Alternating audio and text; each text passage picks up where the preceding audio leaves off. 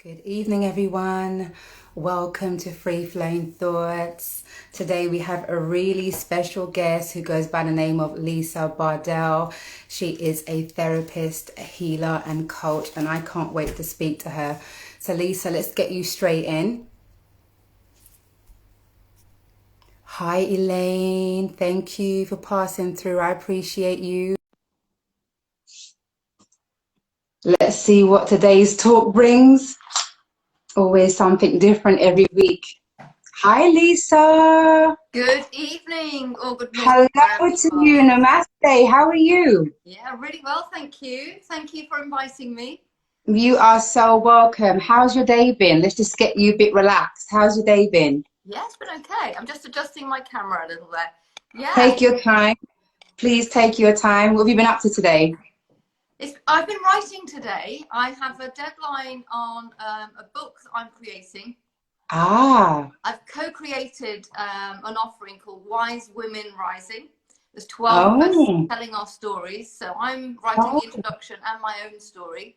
And I've pulled these women together to tease their stories out of them. And yeah, I'm just about to submit my chapter for editing. So that's been my I'm going to look forward to that. Gonna look. I would like to read something. That sounds very interesting.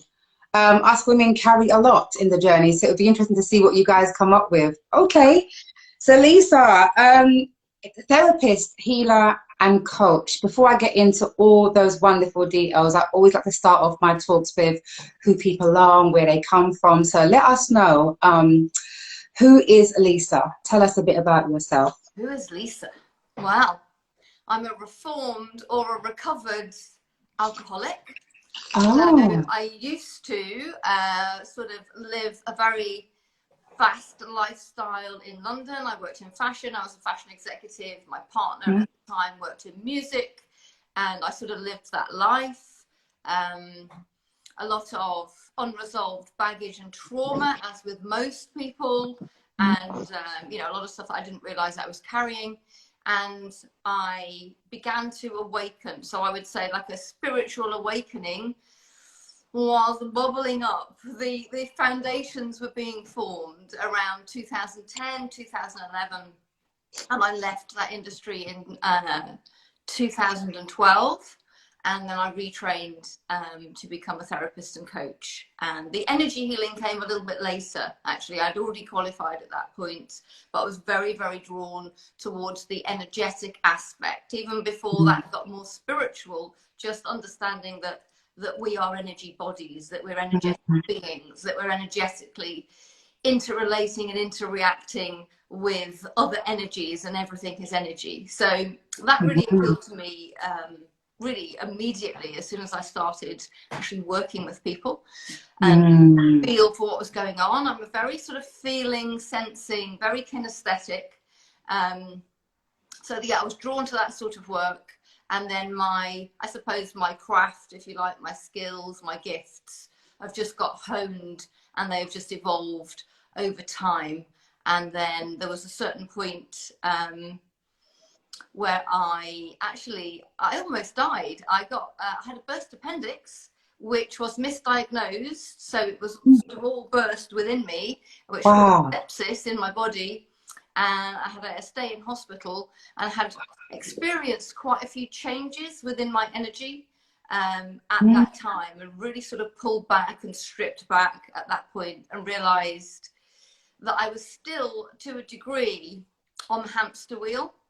I thought the wow. old hamster wheel of creative executive life, doing, very, very busy, creating a lot of busy things to be involved in. Mm, I brought that with me into a holistic business. So I stripped everything back.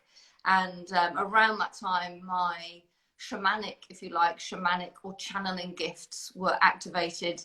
And shortly after that, no surprise, no coincidence, I found myself in a shamanic training, just a brief one, but that really just activated what I feel was held in my blueprint, was held in my field, my codes, mm, as to what I'm here for, and those more psychic, intuitive, channeling type gifts, which is how I bring my healing through. Again, they have just evolved, and how that looks and how that sounds and how that presents itself has evolved since, which brings me to here now in this moment. That's amazing. People will notice that depending on what type of guest I have on, can be very different. When I'm tapped into who I am, holistic, spiritual, energy, these type of conversations, I give a lot of space for people to maneuver in vibration.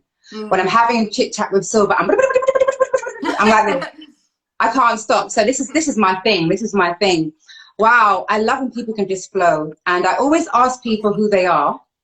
And my viewers will notice I never stopped you once, because you know exactly who you are. But a lot of people have a lot of attachments before saying who they are. I'm a doctor, I'm a mother. But you went with, this is my experience. This is who I actually was. And this is how I transmuted. Yeah. You covered all of that before I even asked you any questions. So that's excellent. But I'm going to take you all the way back. And everything you said, I'm going to go into one section at a time and take it apart and put it back together for the end. Wow. So, yeah. We'll be on online. I call it the onion thing that I do with people. Just one layer at a time and put it back together before the end. So, okay. Wow, that was wonderful introduction. Thank you for sharing that with us. Tell us where you were born.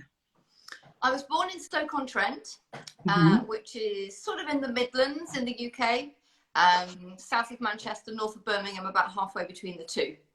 And I'm currently about 45 minutes north of there in Cheshire. That's where I am right now in this moment. That's where you are currently? Yeah.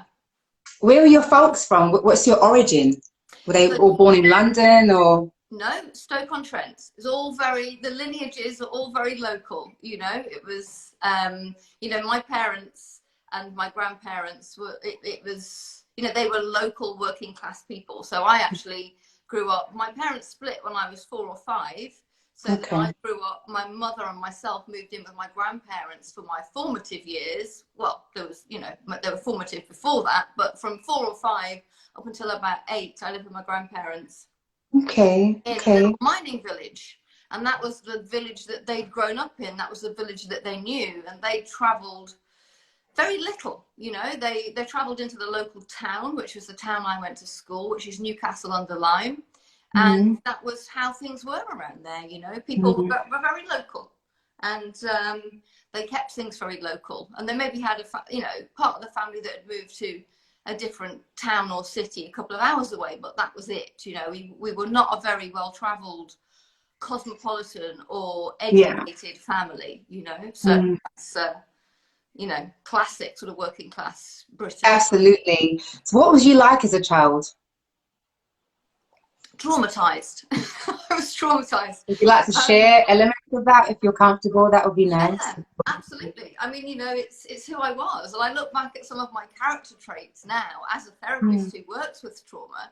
I mean, all therapists are working with trauma, really. You know, I don't think we have to make a grand statement that we're working with trauma. If someone's coming into therapy and they're human, they've experienced some sort of trauma. So, yeah, my very early years, my mother and father were not married. So that was quite a big deal back then, you know, in the late 60s and 70s. Yeah. I was born 1970. They were in probably a very intense, tumultuous sort of relationship. They both had their flaws and their trauma. My mother was carrying her trauma unresolved from her childhood, which I won't go into here, but she was carrying all of that. She would have inevitably found it very difficult to bond or attach in a healthy way with a partner. So of course that was playing out for her. And of course, as we do, we attract more of the same. You know, we tend to more of the same patterns and lessons. So retrospectively, as a therapist, I can see that's what was going on. But the long and the short of it, without going into too much detail, my father was violent. Yeah. And my mother also did have outbursts of rage. So between the two of them, you know, I think there was quite a lot of violence and shouting and fighting and throwing and smashing sort of activity going on. Now, a lot of it that I experienced, I have buried away, you know, because I was very young. So I have a few memories of quite extreme violence going on. I have memories of my mother hospitalized and beaten black and blue. But I don't have that many, you know, and I'm always curious, wow, if there was something as traumatic as that going on, what about all those moments in between? What about all the words that were said? What about all of the energy that was held in the building? Absolutely, absolutely. That I was so sensitive and picking up on. So I was very sensitive. Obviously, when your caregivers and caretakers are in danger or under threat, you are in danger and under threat. Absolutely. Primal, it's survival, isn't it? So, you know, my brain had developed in the sort of a way that any child's brain would when there are high alert situations of danger happening, and you become hyper vigilant, you know, and you become hyper worried, and you become paranoid, and you become you know, you don't process your emotion very well. You find it very difficult. I mean, I found it very difficult to articulate my needs, I'm sure, although I don't remember. But, you know, I had a mother who was going through something inevitably extremely difficult. So she would be traumatized and distracted herself. And I probably put my needs as a child to one side in order to placate and soothe and be the good girl and keep myself safe in the situation that I was in with them. So yeah, that's how I remember. That's that. So allow me to ask you, did the violence ever extend towards you? Or was it just between your father and your mother? Not in the way of those sort of outbursts like they would between a raging couple that are having an argument. I was hit, like I'm sure many children were in the 70s. Yeah, you know, yeah. In that, to a degree, that was perhaps quite normal. Doesn't make it right, but it was quite normal. So there's a difference between being smacked and beaten, isn't there? Exactly. There is a very, there is a dramatic difference. Very, very different. So in the way that many children were smacked and hit in the 70s, I also was. But no, that sort of violent rage out of control, no, I was not in receipt of that, or certainly not anything that I remember. So I recall you just saying that you tucked a lot of those memories away, and naturally you are aware it happened. Have you actually processed and confronted those experiences? To a degree, not necessarily in clear memory form. You know, that's what okay, I said. then yeah. I'm very curious because, as I said, I know there are some big memories in there, and I also know there are some pretty big memories that weave the whole thing together that I don't have access to. Some of that is because I was young, and anybody of that age wouldn't have access to everything, and some of it is obviously related to trauma. Sorry, I was going to say, so you have memory of being an unhappy child then, because if you were feeling quite traumatized. Yeah, I was very worried. Yeah. Very, very worried as a child. Quite young. Yeah, really neurotic. Really, really neurotic. And after we'd left and I was living with my grandparents, they were like a safe haven in some ways, although actually there were discoveries later in my life that perhaps I wasn't so safe as I thought, but I won't go into that now. But on the surface for me, they sort of provided the comfort and the stability and the regularity and the routine.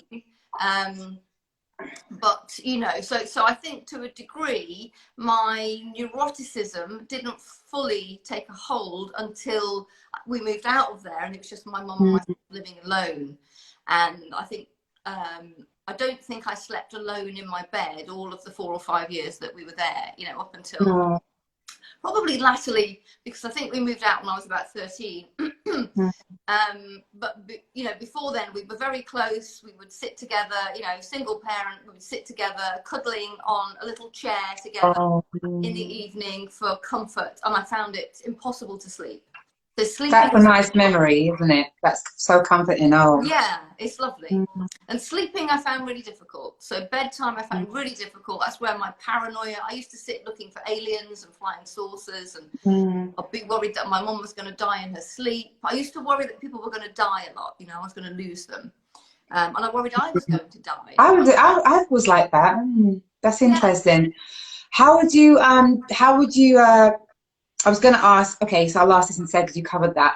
How would your family and friends describe you as a child? This is, I know you recall how you were feeling, but how would they have described you as a child? Very, very naughty. You was a naughty girl. Very, very you still look rather naughty, actually, Lisa. Well,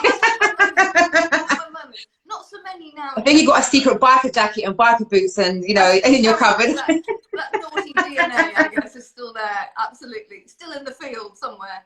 But no, I was Very naughty. That's quite cute. I was very disruptive. I was very angry. I used to get into okay. That's I'd all beat right. and punch, and I hit my cousin over the head with a trowel in the garden once. That was classic behaviour for me. How young were you? I don't know, probably about 6 or 7.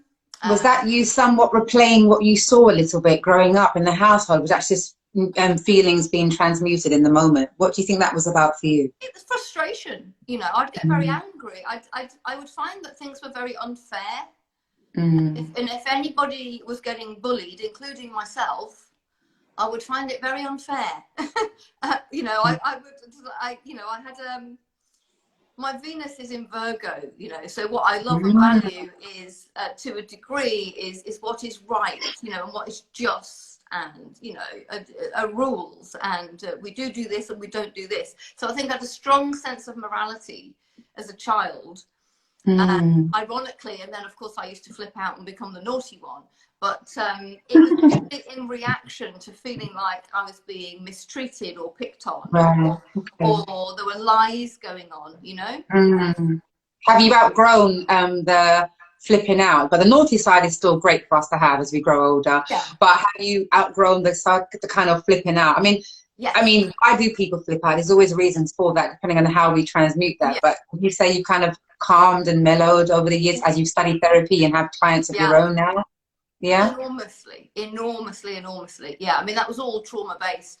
That really played out very, very strongly through my adulthood as well. The violence, and the flipping out, and the red mist, and the rage. You say the violence. Do you mean you entered violent relationships of your own? I was violent. Oh, you were the violent one. So they were my biggest lessons, where I would lose control of my own composure if I felt, you know, if I was triggered in some way. It was usually in relationship, but there was an instance where I wasn't in relationship, where I was at a party. I won't go into that now. Well, that was when I was just 18. So, you know, I had problems. Admittedly, I had problems with anger, you know, absolutely. And that rage and that red mist. So I actually have a huge amount of empathy and understanding for both of my parents who were acting out like that, you know. You would. Allow me to say, I always say that people that desire to do any form of helping work has had some level of trigger themselves, whether you want to be a therapist, social worker, foster carer. There's often somewhere along the line, either they needed to be rescued themselves or still decided to be rescued, or some form of trigger. Because I've always been drawn to therapy work. I've studied therapy and want to go into other forms of energy myself. So there's always a reason why people are either chosen for that role or they choose that role. So on that note, allow me to ask you, you kind of briefed up in the beginning about elements of what you studied and why you went up that path. Can you just would you say that you chose the path of therapy and healing, or did it choose you? Because there is a difference. Did you go seeking for something or did it come to you naturally? It felt like both. So, and it sort of links into what we were just saying. So firstly, I was very interested in psychology at school. And I did a psychology degree, and I was considering becoming a clinical psychologist. However, I was pretty wild at that age. And to be honest, the thought of further study at that age was just not right for me. I just wanted to be a party without having to write any essays, I'll be honest. You know, I was the party girl. So no, I didn't do further study when I finished my degree. I actually ended up working in fashion pretty quickly. Started a little bit in music, but then pretty quickly into fashion. But it was because I'd always had that. I always thought, when I grow up, I'll be a therapist. You know, I was sort of carving this career out in fashion accidentally. You know, I ended up sort of being, you know, an executive, professional executive leader in fashion. You know, and it was quite accidental how that happened, because I was doing a lot of other stuff. you would struggle to believe that somebody like me, who was living a double life, could actually carve that sort of career out and perform at that level. But somehow I did. But what happened is that whilst I was, you know, what I was just saying, that the anger and the jealousy and the insecurity. So for me, how that would manifest the most obvious way was I had always had very, very severe issues with my looks and my body image. Mm. So I actually used to as well. Yeah. So I had a really almost hallucinatory, distorted, dysmorphic view of myself and my body, which I could get around and nobody would ever have known. And I presented myself in a way that was very confident, attractive, and I guess I came across like somebody who was proud of how she looked, you know, but actually inside a lot of the time I was dying, you know. So have you had any surgery? No, I've had no surgery. Okay, then you managed okay then. Well, I wouldn't say I managed okay, but I was referred to a psychiatrist in my mid-20s. Wow, okay. And I didn't go. I didn't go. Yeah, I decided. Why did you not go? What was that about for you? Because I decided, in a strange way, I was going to work through it myself. But what I did, I just put it all to one side. I reframed everything. I just thought, okay, not so many years ago, I used to be out there and you know, there were moments when I could feel attractive and I played up to that. That was my shadow side, you know, my seductress side, maybe, or my need for validation. Right. And then it all sort of crumbled away, and my career started to take off, and I got in a routine with work, and I just thought, okay, you know, so you're not going to feel like that about yourself again. You're not going to feel like that again. You're not going to get that sort of validation again. And that's okay. You can live with that. You've got a good job. You're good at what you're doing. You're getting on with it. It was actually bringing me happiness to do, to create, and to, you know, to be part of a team and to have that routine. And I just thought, you know, when I am with people and they are responding to me and I'm in groups, as long as I don't have to see myself, I'm great. You know? How did you overcome that, or have you overcome that? Oh, I have overcome it. Absolutely. I've had to do a lot of work on it. But how did you transmute those feelings? How did you overcome it?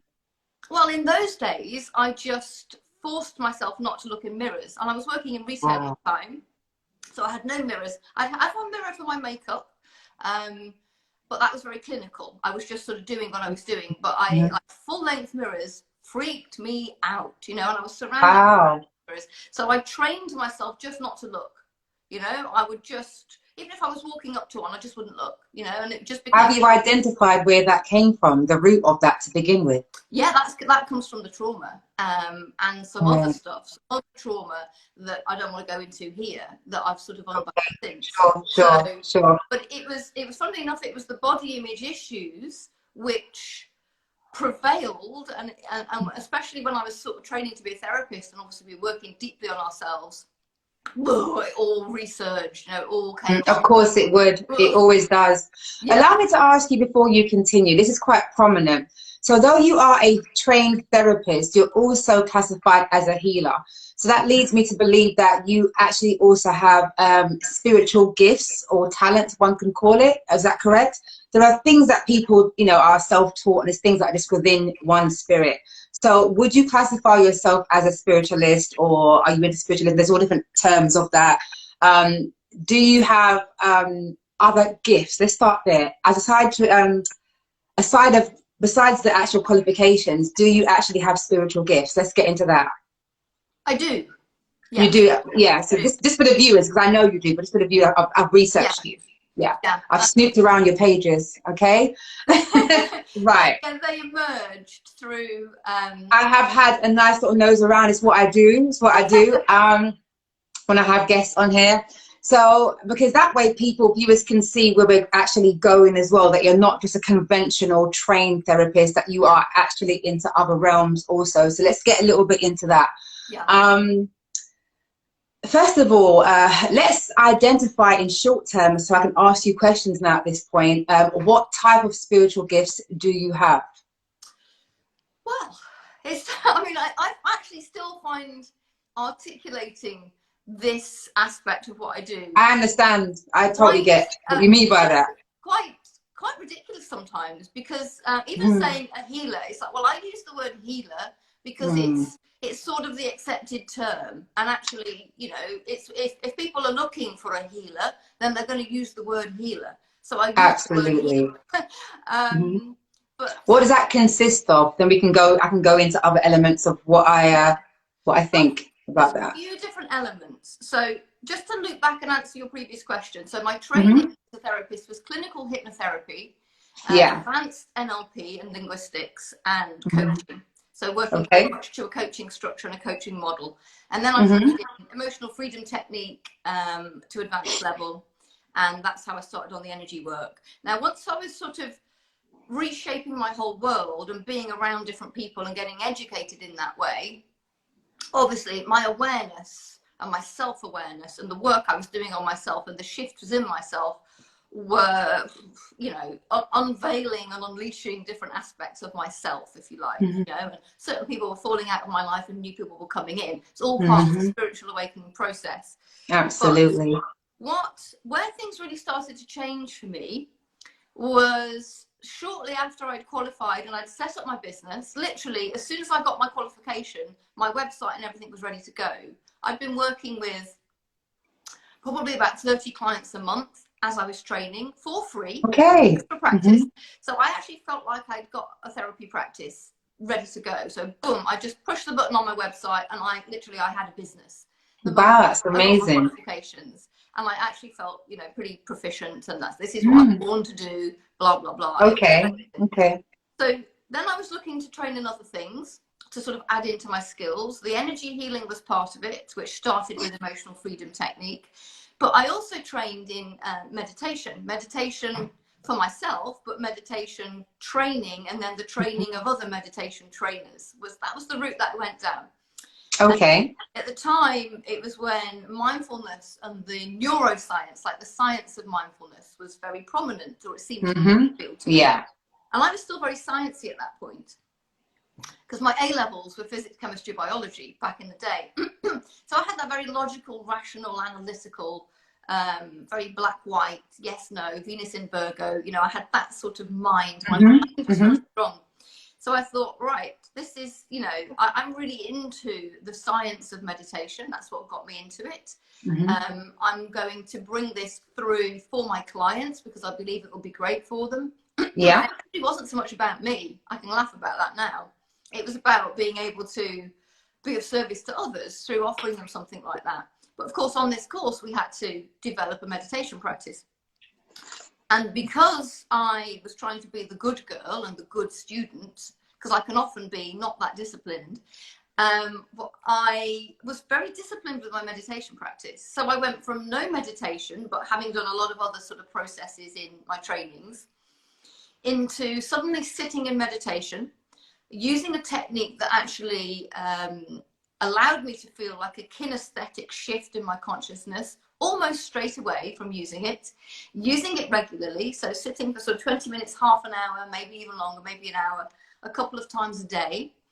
And by the time I went to the intensive training with the group and with the teacher, which was up in Edinburgh, I'd been doing that for about 3 or 4 months. That's not that long, but it was dedicated. And I'd started to notice a lot of shifts and a lot of shifts in my self-awareness. And what we were doing with this meditation, we were almost using the state of awareness, of connection to Mother, Father, God is what I'd call that now.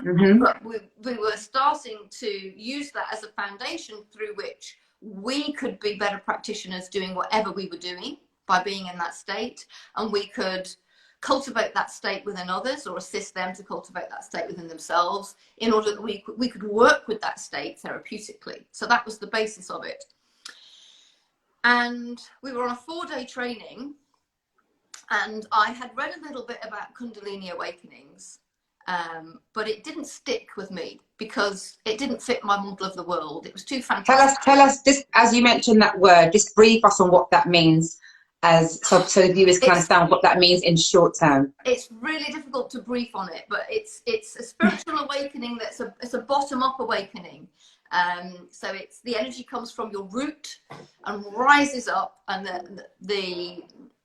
I mean, it's a divine process. You know, it's your connection with your divine self. It's a process, I would articulate it like this: it's a process that chooses you. You'll never be given more than you're ready for. You'll never be given more than you can handle. But it is a shock. The top-down awakenings can tend to be in the upper chakras. The Kundalini Awakening forces you on a path, of a spiraling path of literally purifying and clearing and sorting and ridding and eliminating through all of the debris, through the lower chakras, you know, through the aspects of the self and the childhood, all of that, all the trauma, because, you know, it wants to sort of spiral up and bring you into enlightenment. That's the ultimate point. It doesn't mean that you are enlightened or will become enlightened. Before you continue, sorry, Lisa, just so I can jump in just for a moment, as I know we're rolling with time as well. I'd like to get back to more of your gifts, if possible, just so us viewers, myself and the viewers, can understand the difference between clinical training and someone who actually has gifts. So allow me to ask you, at what age did you recognize that you had a particular gift, and can you identify what that gift actually is in spiritual realm? It came through the awakening. That's why. So the Kundalini Awakening, as well as that, will. So if you read like the Eastern texts, they call it the siddhis. So you develop gifts through the Kundalini Awakening. So you develop psychic and healing gifts. Right. So you how young were you then? So it wasn't something that you were born with, or you believe you were born with. Okay. It was. Or was you born with it and it was dormant? 2014.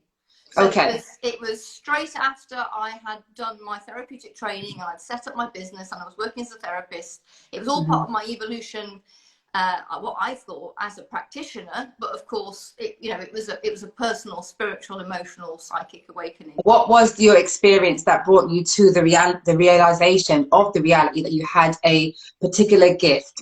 Can you identify, just so we can move into that space? Yeah, it's difficult to really talk about what the gift is. So now with the Kundalini Awakening, you can get, and I certainly got a lot of movement. You get a lot of spontaneous movement. So when you see my work and you see the movement, you see that flow, that's channeled, that is coming through me. So I'm shown and given what to do. You know, whether it's mudras or sounds that come out or breath patterns. So you won't be touching somebody and they're getting healed. So if you can explain how your healing takes place, let's get into that then. So there was a point where things shifted. So the Kundalini Awakening process had been happening for about 1.5 years. I had these spontaneous movements coming through, which is all about clearing energy. It's all about the process of the Kundalini, clearing and purifying. It was very vigorous. It probably would have looked very weird. Some of it was advanced yoga, some of it was twitchy. You know, it was really quite extreme, but in certain circles it is normal, you know. So I got a mentor, I checked it all out. So that was through. I was very used to that. I was used to surrendering to that sort of movement, and which then developed in me, sort of being taken to things, taken to crystals. And then it's almost like there was an energy working my body, and I'd go and select certain crystals, and I'd go and put them in certain positions. And I was sort of not being directed by words, but like in my body, I was being shown what to do. And before I knew it, I'd be in the middle of a crystal grid, you know, and then I'd start, you know, and everything would start coming through. So it was clearing and purifying, and then it started getting a little bit more interesting with crystals, because that's what I had in the room. Which is your favorite crystal? Oh, it depends. But I've got a beautiful green crystal, which is at my mother's at the moment, that was actually significant in the turning point. So the turning point was, I went to a full moon ceremony in you know, the sound healing with the gongs and the bowls. A really big place that's got loads and loads of planetary gongs, and I've been going there a long time, and I've been really enjoying it. And this particular time I'd taken this selection of crystals in, and this green crystal was one of them. And it was just before the appendicitis. It was as the appendicitis was happening, but I didn't realize. And I was working with this crystal. You know, all of this was coming through whilst I was in there, and I was working with this crystal over my appendix, not really realizing what I was doing, but it was all getting quite fraught, and I was thinking, something's not at ease here, you know, this is it hasn't got the same sort of flow as normal. It just seemed quite fraught, and the sounds were almost getting too much for me. Wow. That then led, overnight, that led into the appendix almost bursting, and it was misdiagnosed. So it took me ages to get into hospital. When I was in there for 5 hours unseen. And then as soon as I got seen by a doctor, it burst, basically. And then I was in for 24 hours before I got surgery, which is why it was so infected. So there was that period that I've spoken about in the hospital where everything started to strip back. So it can be very common that higher aspects of your soul come into to become embodied when you're in a trauma. So when you're very ill or unconscious, or you've had an accident, or you're very fatigued. So that was essentially what was happening to me. I didn't realize. And then I came out of hospital and I felt shocking, really terribly ill. I felt like I still needed to be in there. And I called out for some healing on Facebook, and somebody that I'd met at an event came over to see me, and it was the first proper healing, sort of shamanic healing, that I'd received. Now, she was telling me all sorts of things about what she saw for me in terms of my gifts. I didn't take it that seriously at the time. I just wanted to feel physically better, you know. I did feel very much physically better because I was bent double, and then suddenly I was upright and I was blissful, you know, and I was on a real high. So this particular person helped bring healing through, done a healing practice for you. Yeah, okay. Absolutely. And then she was talking about shamanic work, and then I was due on a training. The training got cancelled. I think I still wasn't very well, and I wanted to do something in the next few weeks after that. And I just saw this shamanic healing, not knowing really anything about shamanic healing. I hadn't researched it after she'd said what she had said, and I just sort of rocked up at this healing training. You know, there was about 50 or 60 healers in the room. I was the only non-healer, as it were, the one who wasn't already working as a healer in some way. Right. Although I was healing with my therapeutic work and the meditation, but not, you know, not as a sort of conduit or a channel. And in there, that is where everything started to shift. So I was used to the movements, and I knew that in a very spiritual space like that, with high vibration, I knew these movements would come through, because they always do in spaces like that. But what happened is we'd got our little manuals as to what we'd been trained in, but once the person, because we swapped and changed and we worked with each other, once the first person came in front of me, lying down there ready for their healing, as it were, for me to be practitioner, the manual just didn't exist. It was like, boom, that was permission for it all to come through. So I was channeling. So it was very similar to how I'd been throughout the awakening. Can you explain to for the viewers what channeling means in short term? Well, it can come out in different ways. So some people are channeling beings, and some people are channeling spoken word, and some people now. And what is the purpose of channeling, just for viewers' understanding?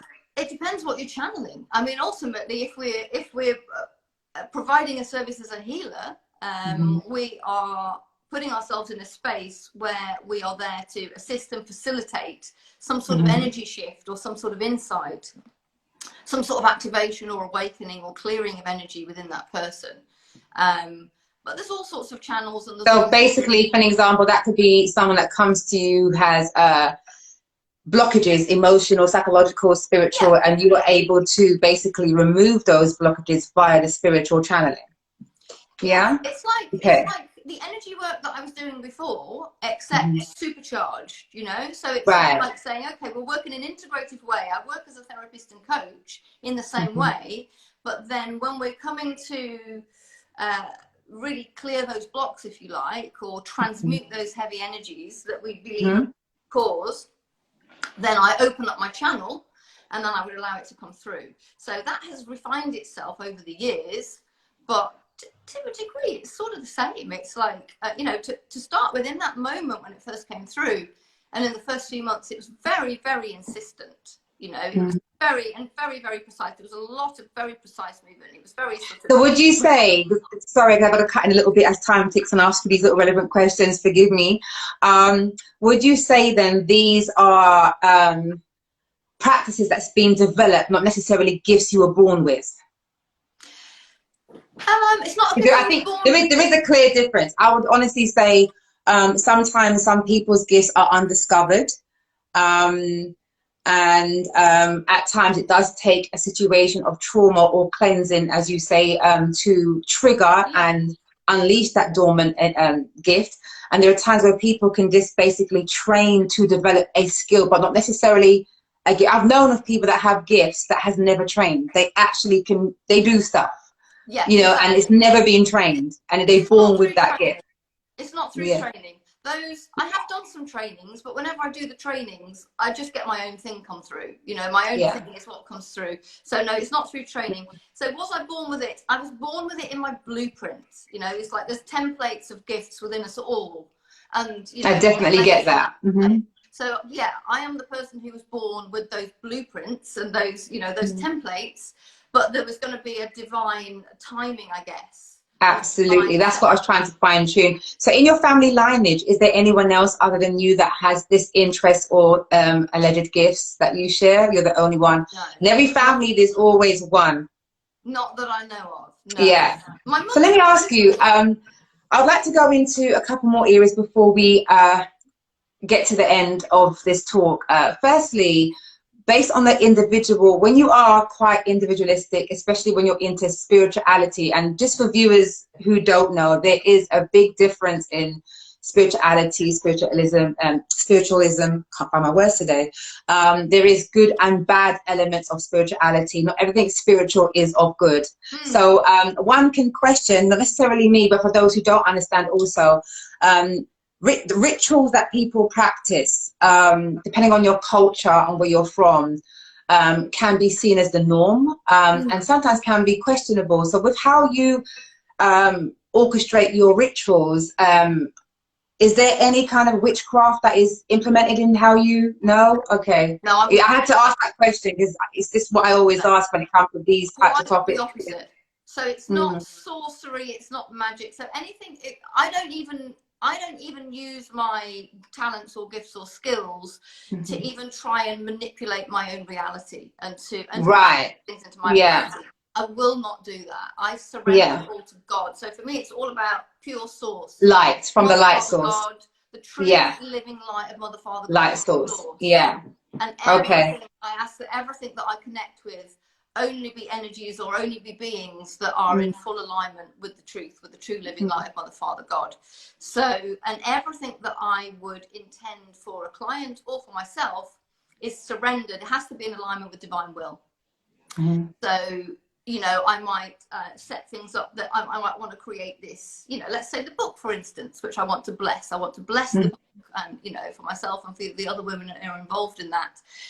But I will only ever ask for the experience and the journey, or for, you know, to be assisted with the experience and the journey that is for our highest good, for our individual highest good, for our soul's highest path, for the collective highest good, for the greatest of all, and in alignment with divine will. So no, absolutely no. I have had experience with shamanic practitioners who are more on the sorcery side, coming in with their own agenda, using their magic for their own agenda. And I've actually experienced that for myself. So no. Yeah, I had to ask the question because I also saw on your profile about Sherman and but I'm going to go into that in a moment. So you've never had rituals such as blood rituals or anything like that? You do blood rituals? With my menstrual blood, I do, yeah. Can you share a bit about that, what that is? So my work took me into the path of clearing of the womb, and I was already doing that and already facilitating that within. I used to hold a lot of groups. This is womb cleansing and womb healing, yeah? Womb healing, yeah, because we hold a lot. And the purpose of that is for, just let us know, the purpose of that is for to cleanse womb trauma, or just... It's for our personal, emotional, sexual, sensual, creative development and health, basically. And what is the actual practice? What's the ritual? Talk us through that. Well, there's nothing to it, really. I mean, there's lots of different womb cleansing practices. I've got a YouTube ceremony that's an hour that's got about 20 views now. So that you can connect with that via my profile, my bio on Insta. So that's one of the ones. Are you using your blood in any way during this? If you can just tell us briefly what you do with your blood while you're womb cleansing. Well, the womb cleansing doesn't have to have anything to do with your blood. You don't have to use the blood in that ritual. Just wanted to clear that up. Yeah. Okay.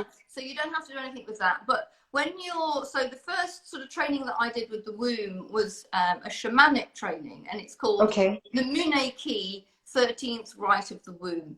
It's very well known. You don't, a lot of people use it, and they don't have to have done years worth of training in a shamanic lineage. And you pass it on, you receive it, you embody it, and you nurture it, and then you can pass it on to other women or groups of women. But what we call nurturing the rite of the womb is where, when we get a bleed, we would take that blood and we would take that to the earth, and we offer that to the earth. So the you pour, how are you, break it down very briefly if you can. So how do you take your blood and bring it back to the earth? What is that actual practice? Let us know in detail. Well, you collect it. So you need to collect it. Is that through the yoni cup or the yoni? Yeah, or just a little pot of something. So I was doing it. So I'm bleeding at the moment. So the other day I was doing it in my garden. I have a tree in my garden where I offer. So you pour it back into the earth? Yeah, or you can dilute it a little bit. It depends what you want to do. But if you're doing it in alignment with the nurturing of the rite from the rite of the womb, which is where I first started the practice from, you're just repeating the mantra, which is the womb is not a place to store fear and pain. The womb is a place to create and to birth new life. So that was how, because that's all part of the nurturing of the rite of the womb and the embodying. And it's symbolic of, you know, in ancient times we would have bled to the earth, and our blood would have connected with the earth, and we would have been bleeding in circles, in red tent circles, in community with other women.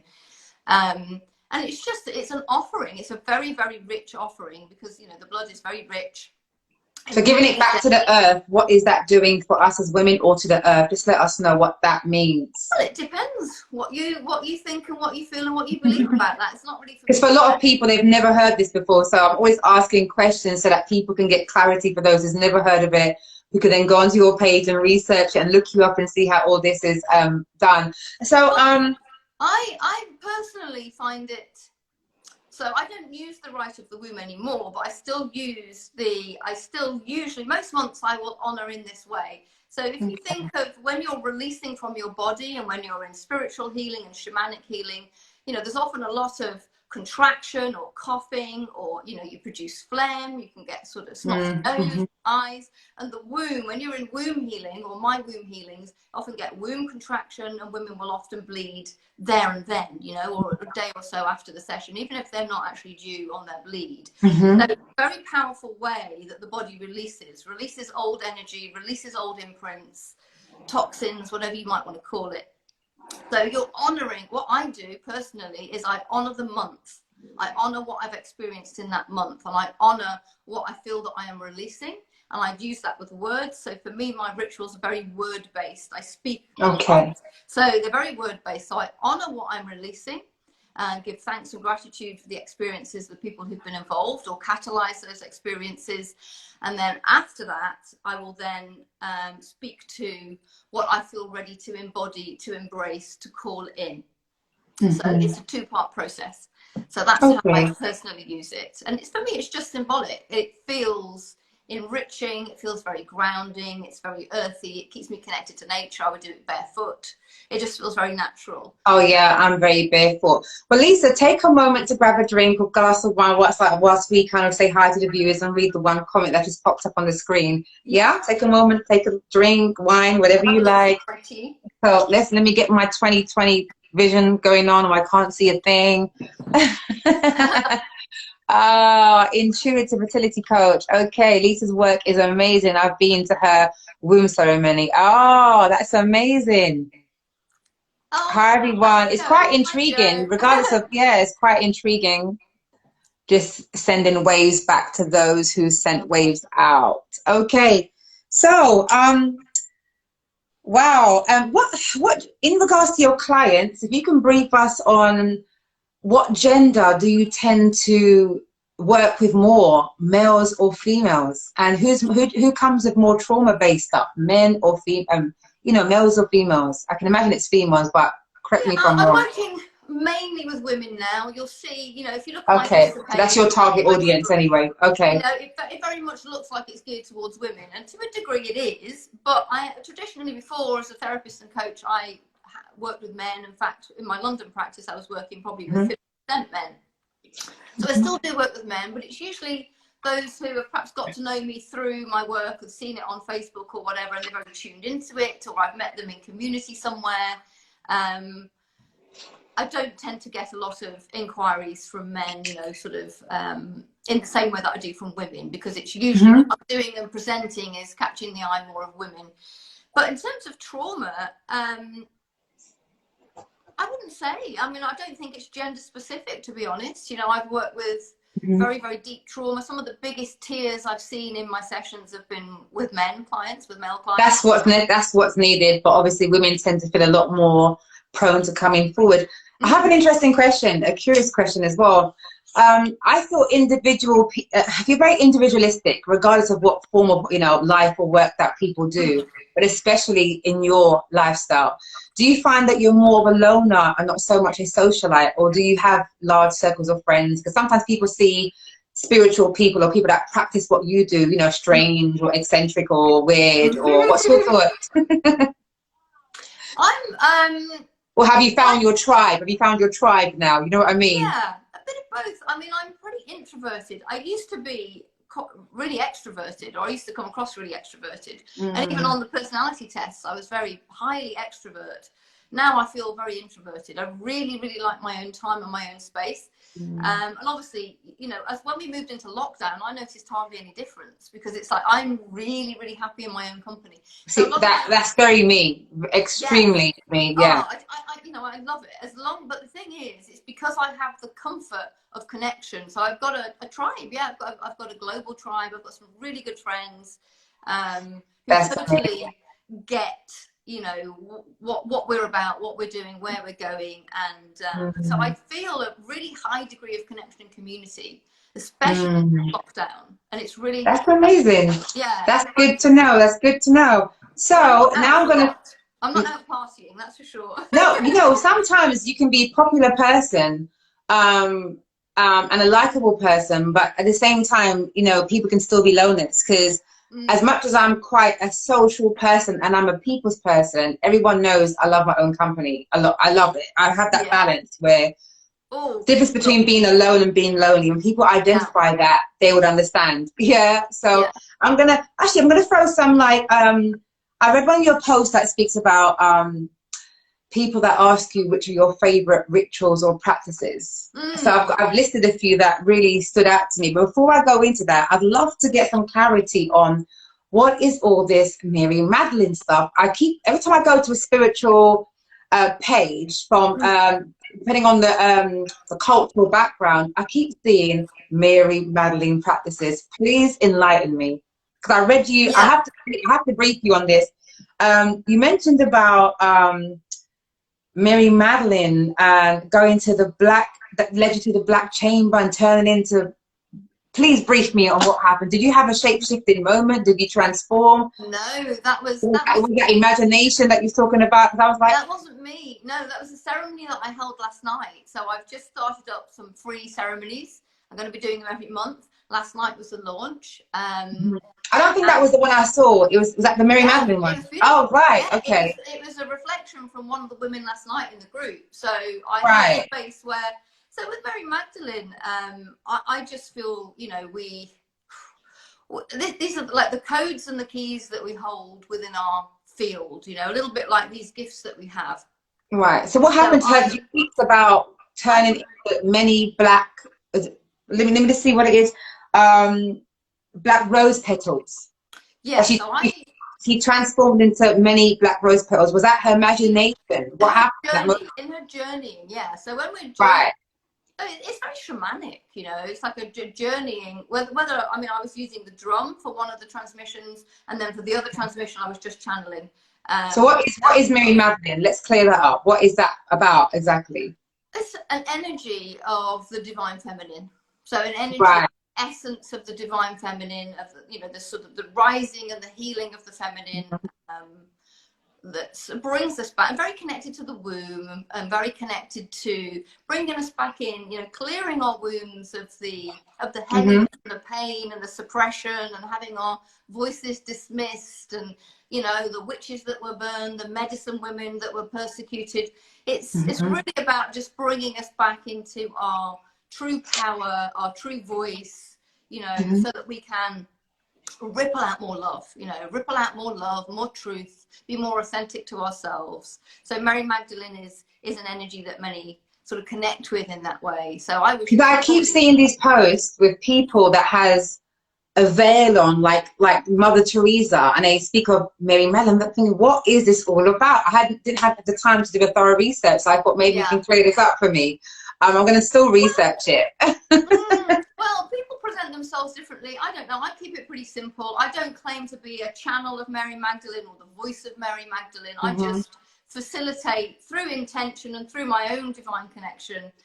I seem to be able to facilitate others connecting with their version of Mary Magdalene. So that what you read in the testimony was somebody else's testimony. Was one of the women's journeys from last night. So I created options for working with different roses, chambers of the rose, the red rose, the white rose, the pink rose. And I wasn't teaching about the rose. I'm not a teacher. It was just giving them the option within their journey as to where to go. A lot of them were drawn to the blue rose last night. Some of them went into the blue rose chamber and actually had the same experience. They reported back afterwards. So, and where are these chambers? Where are these things? Where are they? We're in etheric temple space. So I just sort of create. I'm a hypnotherapist, so I'm pretty good at just creating a little scene. I don't sort of create too much because I just like to keep it pure. I like to just allow that holistic flow naturally.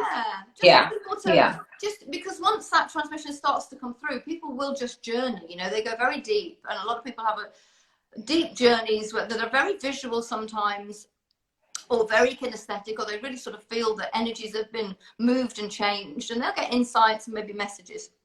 So it's up to the individual how they receive it. I just sort of facilitate it and have got used to facilitating it, and then I just receive the feedback. And you know, there's some really fascinating things in there, and that was one of them. Yeah.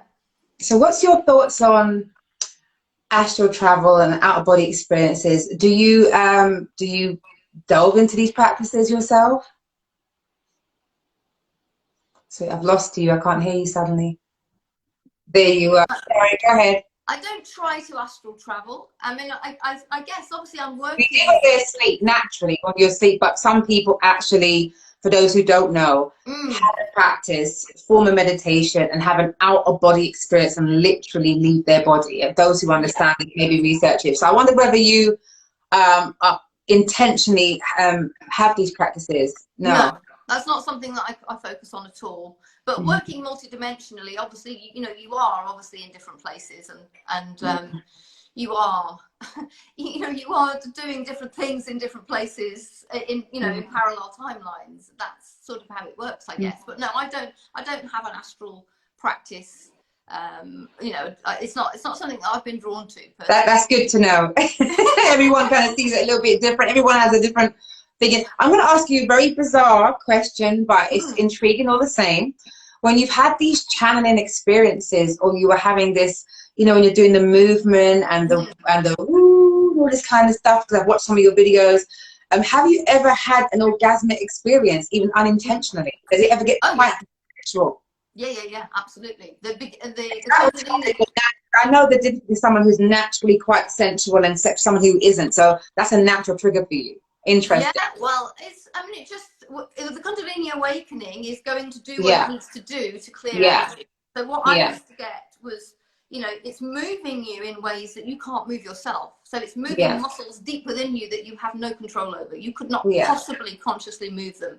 So it will release sexual blockages and all this type of tension that people carry. Yeah, I love all that. It's not erotic. You know, it's orgasmic, because obviously what's happening. Yeah, that's what I meant. It's orgasmic, not erotic. It's nothing to do with the mind. It's just happening in the body and energetically. So yeah, I certainly had that in the awakening, and do still sometimes. With the channeling, you know, I mean, sometimes. I mean, I would say orgasmic energy and orgasms, as we might think of them more generally, are different, you know, but we're certainly working with Kundalini energy, and certainly working, you know, with the womb and the yoni. Yeah, there's absolutely energies and sensations going on, sometimes more than others, you know. But it's so are you into tantric and all that kind of stuff then? I have a tantric capacity, so with certain partners, yeah, with a very natural sort of psychic. I love all that. I'm trying to get a tantric specialist to come on it. I love all that deep stuff. Yeah. Oh my God, yeah. Again, it's not through training. It's just through. It's what I carry in my codes, I guess. Yeah, yeah. I certainly had those experiences, but I'm not tantra trained. No. Okay, so I'm gonna talk about as we wind down slowly your different ritualistic practices. Some that you listed on your post, I think, were some of your favorites, and I've just grabbed a few that stood out to me. Is that okay? You can tell us a little bit about each, really briefly, as we wind down the live. So, so we spoke about the womb healing already. So, what is Sonic Priestess? Tell us a little bit about that. And hi everyone who's present. What's that about Sonic? What Sonic Priestess? What does that mean exactly? So that's one of my gifts. So when I'm channeling, so first of all it was movement, and then about 6 months in it was sound, and my sounds have changed. So, but I would just, you know, and I was not a singer. I'm not a singer now, you know. So for the voice to open and to get a sense that I was being given sound to come through, was like, whoa, my mind was like, whoa, whoa, whoa, whoa, this is new. You know, I was used to the movement, but for voice and sound, but it happened. And I just feel it comes through. So, you know, if I was choosing the sounds, if my ego was choosing, I wouldn't choose it the way that it comes out. Right. And it's channeling, it just comes the way that it comes. So I'm sort of shown it and given it. And sometimes it's toning, sometimes it's a little bit of song, sometimes it can be more like clearing. It's almost quite emotional. A bit of coughing I've seen you doing, a little bit of that kind of clearing whilst you're transmuting. Okay. So what about multi-dimension healing? What does that consist of?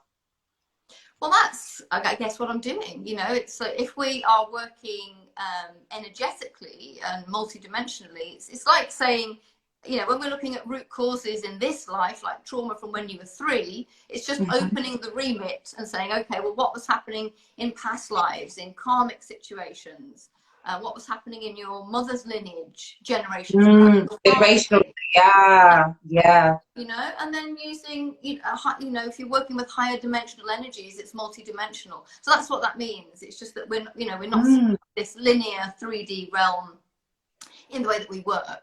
And just talking energy, you know, it's actually more, you know, multi-timeline, parallel timeline. Okay, brief us on angelic harmonic light. What does that mean? That is, again, it's part of the sonics. It's part of the toning that comes through. So in my field, I work with the Elohim energy. So it just produces a different sound. You know, it's just certain sounds, and probably those aspects of sound are more, they probably form more of my sound work now than they used to. They started to probably come in about 6 months ago. And lastly, on the list that I grabbed, what does it mean to be a Sherman? I've only ever heard guys speak of Shermanhood. So tell us what a Sherman actually means. So I'm not, I was initiated into a lineage. It's a long story. I uninitiated myself and revoked all of that work. It is a long story.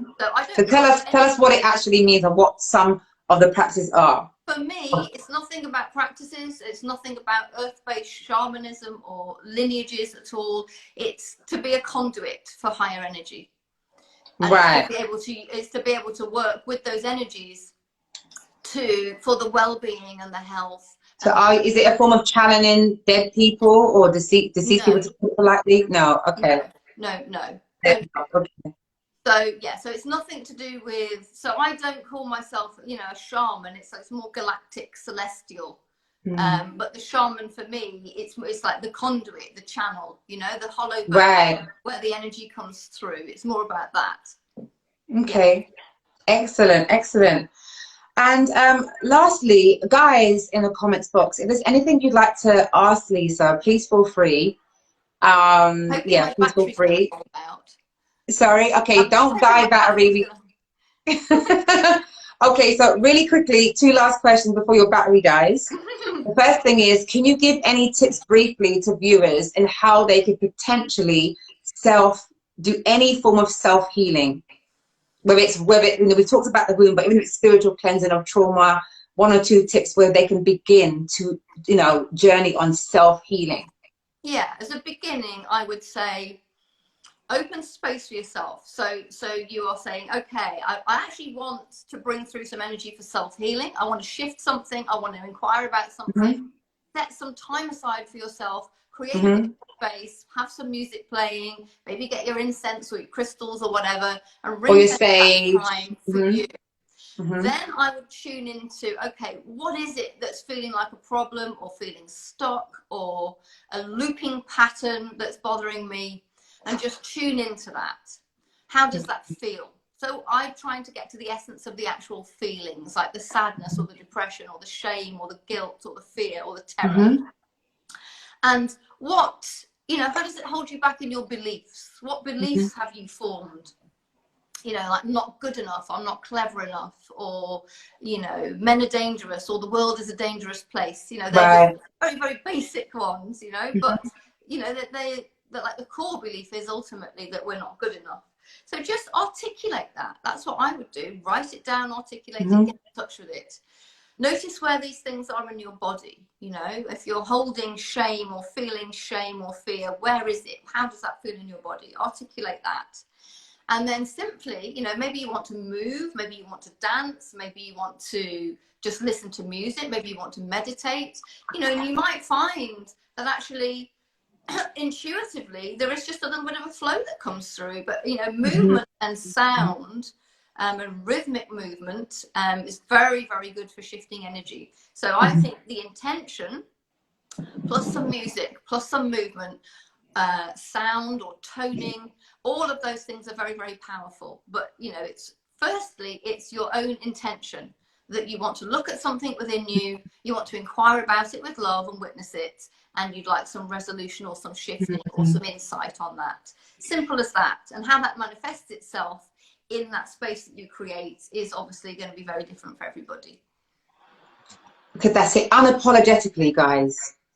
Yeah. Flow freely. Absolutely. Lisa, you have been an amazing free-flowing guest. I've never said that before. You flow so freely. You don't actually need me here at all, do you? I love it. I love it. Yeah.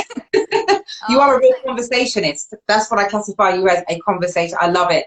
So before you go, your very last question is your afterthoughts. How do you feel your experience has been tonight on Free Flowing Thoughts with myself? Oh, it's been quite dynamic. Yeah, I felt quite a lot of energy coming through, and quite cathartic as well, you know, and just sort of speaking about that journey or snippets of that journey, and revisiting, you know, it's quite cathartic to revisit. You've revisited some really key points, so actually it's been quite cathartic for me. I feel it quite expansive. I feel quite a lot of energy flowing through my heart, so I'm really grateful. Thank you. You are actually a truly transparent, amazing guest. I appreciate everyone who comes on here, but I have a secret love for people that talk, and in terms of just the fluency of who you are, whether it's the good, the bad, or the other. And that takes a lot of courage, lack of validation from the world, and just being more at peace. And I love you and thank you for that transparency, because I'm sure people gained a lot from what you said. I know I did. Lisa, you've been amazing. I'll see you again soon. Please feel free to exit the live on the left, or is it your right, that little cross at the top? I don't know, but I'll find it. But thank you for Lisa, again. Namaste. Thank you. Your work. Good night. Goodbye. Good night.